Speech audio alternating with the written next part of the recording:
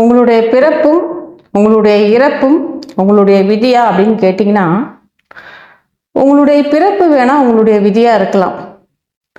உங்களுடைய இறப்பு உங்களுடைய விதி கிடையாது. உங்களுடைய இறப்பை மாற்றக்கூடிய மதி உங்ககிட்ட தான் இருக்கு. அதை உங்களுடைய மதியால் வென்றுவிட முடியும். நீங்க சாகாவரம் அடைய முடியும். நீங்க மரணமில்லா பெருவாழ்வு வாழ முடியும். உங்களுடைய உணர்வு நிலையில் நிலை பெறும்போது அதை வென்றுவிட முடியும். அப்ப இது மதியால் தான் செயல்படுதா அப்படின்னு கேட்டிங்கன்னா, உங்களுக்கு இப்படி ஒரு விஷயம் இருக்கு அப்படின்னு தெரிஞ்சு நம்ம சாகாவரம் அடைய முடியும் அப்படிங்கிறது தெரிஞ்சு அதற்கான பயிற்சிகளில் ஈடுபட்டு அந்த வழிமுறையில் பயணிக்கிறது மதி சார்ந்த விஷயம். இதில் எந்த மாற்று கருத்தும் கிடையாது. ஆனால் நீங்கள் மனிதனாக பரிணாம வளர்ச்சி அடைஞ்சு வரும்போது மட்டும்தான் இந்த சத்தியத்தை நீங்கள் உணர முடியும் அப்படிங்கிறது உங்களுடைய விதி.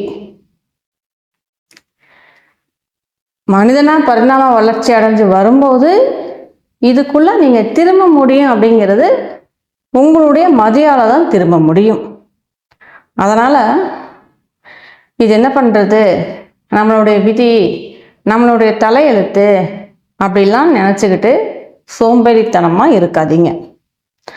நல்ல நேரம் கெட்ட நேரம் பார்த்து விதியை நம்பிக்கிட்டு வாழ்க்கையை தொலைக்காதீங்க.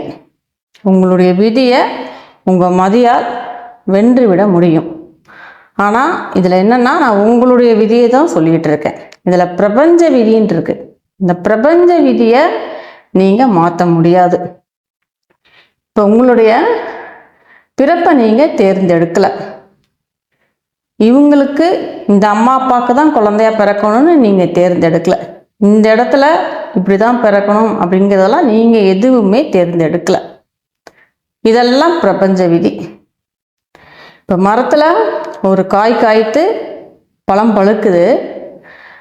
அந்த பழத்தை நீங்கள் பறிக்கலை அப்படின்னா அதற்கான காலம் வரும்போது அது கீழே அது தானாக விழுந்துதான் ஆகணும்.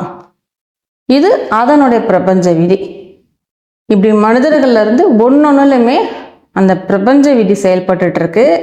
அந்த பிரபஞ்ச விதியை நீங்கள் மாற்ற முடியாது. அந்த மாற்ற முடியாததை நீங்கள் அந்த நேரத்தில் அமைதியாக அதை ஏற்றுக்கிட்டு அதை கடந்து தான் போகணும். ஆனால் உங்களுடைய விதியை உங்களுடைய மதியால் நீங்கள் மாற்றி அதை வென்று விட முடியும். இதில் உங்களுடைய விதி எது, பிரபஞ்ச விதி அப்படிங்கிறதெல்லாம் தெரிஞ்சு செயல்படுங்க. உங்களுடைய மதியால் உங்களுடைய இறப்பிலிருந்து அந்த சாகாவரத்தை அடைஞ்சு வாழ்க்கை கொண்டாடுங்க.